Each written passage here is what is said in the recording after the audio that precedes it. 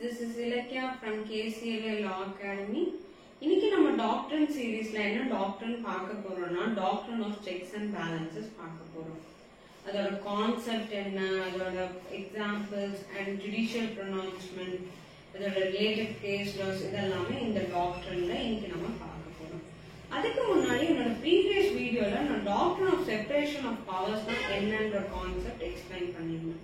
அதோட கான்செப்ட், அதோட predominant significance and judicial pronouncements என்னன்றத நம்ம லாஸ்ட் வீடியோல பார்த்தோம். அது மட்டும் இல்லாம நான் லாஸ்ட் வீடியோ எண்ட் பண்ற போது டாக்டரின் ஆஃப் செப்பரேஷன் ஆஃப் பவர்ஸ் வந்து இந்தியால ஒழுங்கா நம்மளால இம்ப்ளிமெண்ட் பண்ண முடியுதா இல்லையான்ற கொஸ்டினோட எண்ட் பண்ணிருந்தேன். சோ ஃபார் எக்ஸாம்பிள், இப்ப நம்ம டாக்டர் ஒரு சினாரியோ யோசிச்சு பாருங்க. நம்ம இப்போ செப்பரேஷன் ஆஃப் பவர்ஸ் வந்து இந்தியால ஃபுல்லா இம்ப்ளிமெண்ட் பண்றோம் அப்படின்னு பார்த்தோம்னா, ஃபார் எக்ஸாம்பிள் லெஜிஸ்லேச்சரோட வேலை என்னன்னா டு எனாக்ட் லாஸ், எக்ஸிகியூட்டிவோட வேலை என்னன்னா to enforce those laws, and ஜுடிஷியரியோட வேலை என்னன்னு பாத்தீங்கன்னா டு இன்டர்பிரட் தோஸ் லாஸ். ஆனா இப்போ அந்த செப்பரேஷன் ஆஃப் பவர்ஸ் நம்ம இம்ப்ளிமெண்ட் பண்ணணும் பாக்குறப்போ என்னென்ன ப்ராப்ளம் வரும், அரைஸ் ஆகலாம் அப்படின்னு பாத்தீங்கன்னா, இப்ப லெஜிஸ்லேச்சரோட வேலை டு எனாக்ட் தோஸ் லாஸ், கரெக்டா?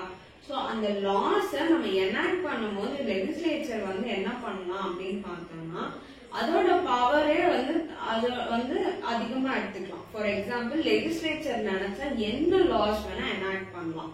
அதே மாதிரி எக்ஸிக்யூட்டிவும் அதோட பவரை வந்து எக்ஸீட் ஆகிறதுக்கு நிறைய சான்சஸ் இருக்கு. ஃபார் எக்ஸாம்பிள், எக்ஸிக்யூட்டிவோட ஒர்க் என்னன்னு பாத்தீங்கன்னா டு என்ஃபோர்ஸ் தோஸ் லாஸ், அதுதான் அதோட மேஜர் ஒர்க். ஆனா இப்ப அதுக்கு எக்ஸஸான பவர் இருந்துச்சுன்னு வச்சுக்கோங்களேன், அதாவது அந்த ஆர்கனை வந்து செக் பண்றதுக்கு யாருமே இல்லை அப்படின்னா அந்த ஆர்கன் என்ன பண்ணும் அப்படின்னு பார்த்தோம்னா, அந்த லாஸ் என்ஃபோர்ஸும் பண்ணலாம், என்ஃபோர்ஸ் பண்ணாமலேயும் போகலாம். அண்ட் அதே மாதிரிதான் ஜுடிஷியரியோட ஒர்க் வந்து டு இன்டர்பிரட் தோஸ் லாஸ். அப்ப அந்த ஆர்கனுக்கும் எக்ஸஸ் பவர் கொடுத்தோம்னா it may interpret those laws or it may not interpret those laws. So இதுல வந்து நான் வந்து ஒரு இது சொல்லியிருந்தேன் என்னன்னா, ஒரு ஆர்கனும் தான் ஃபங்க்ஷன்ஸை விட எக்ஸீட் ஆகும் போது அங்க ஒரு ஆர்பிட்ரேரினஸ் கண்டிப்பா கிரியேட் ஆகுது. சோ இந்த ஆர்பிட்ரேரினஸ் குறைக்கிறதுக்கும் இந்த ஆர்பிட்ரேரினஸ் ரெடியூஸ் பண்றதுக்கும் அண்ட் மோர் ஓவர் ஒரு ஆர்கன் இன்னொரு ஆர்கனோட கார்டியலா இருக்கிறதுக்காகவும் அதோட பவர்ஸ் அண்ட் ஃபங்க்ஷன்ஸை பேலன்ஸ் பண்றதுக்காகவும் வந்த டாக்டரின் தான் doctrine of checks and balance.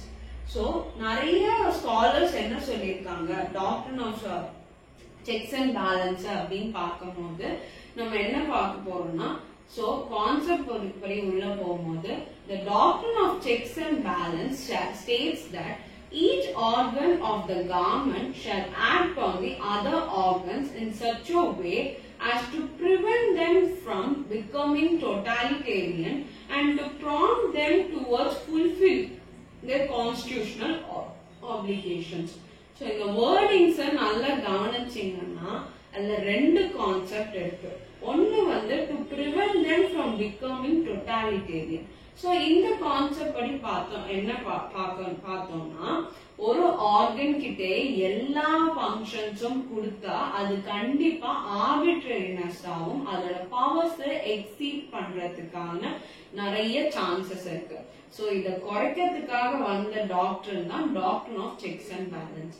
So இதே டெபினிஷன்ல இதே கான்செப்ட்ல நம்ம செகண்டாவும் இன்னொன்னு பார்க்கணும், என்னன்னா to prompt them towards fulfilling their constitutional obligations.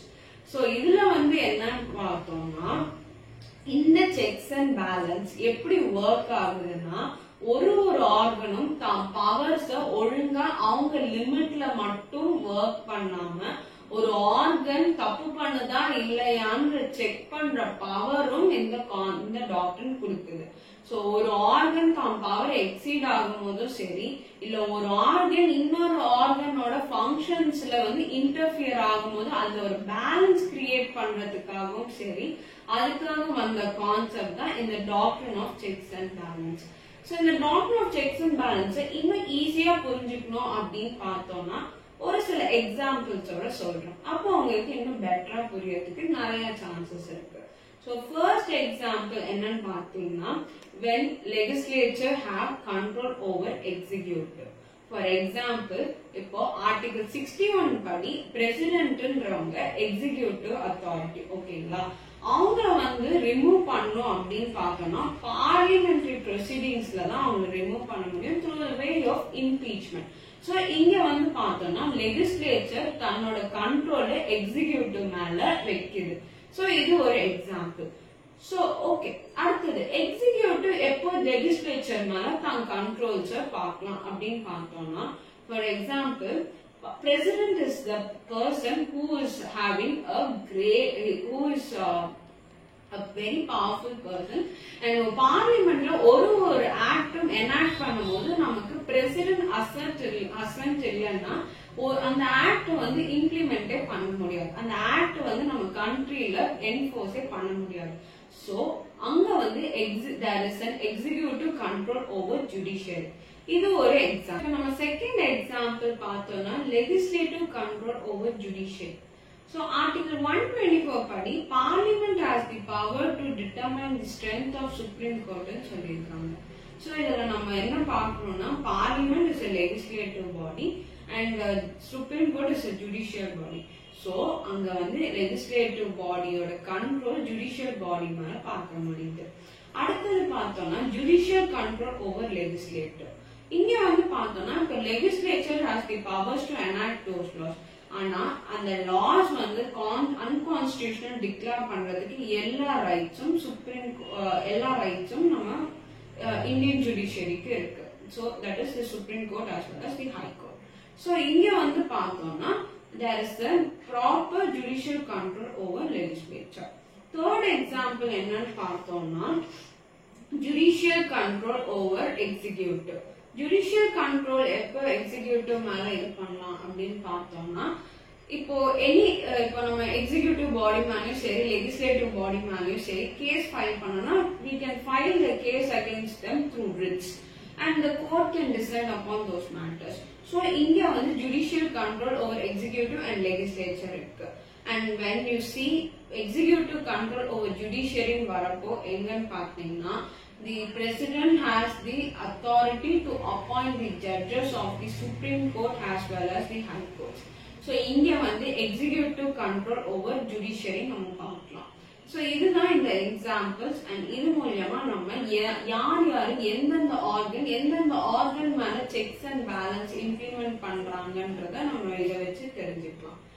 So ஃபைனலா எண்ட் பண்றதுக்கு முன்னாடி செக்ஸ் அண்ட் பேலன்ஸ்ன்ற கான்செப்ட் யார் ஃபர்ஸ்ட் கொண்டுட்டு வந்தாங்கன்னு பாத்தீங்கன்னா இந்த case law P Kannadasan vs state of Tamil Nadu இந்த இயர் 1993ல சுப்ரீம் கோர்ட் இந்த கேஸ் லால தான் ஃபர்ஸ்ட் டாக்டரின் ஆஃப் செக்ஸ் அண்ட் பேலன்ஸ் என்னன்ற கான்செப்ட கொண்டுட்டு வந்தாங்க.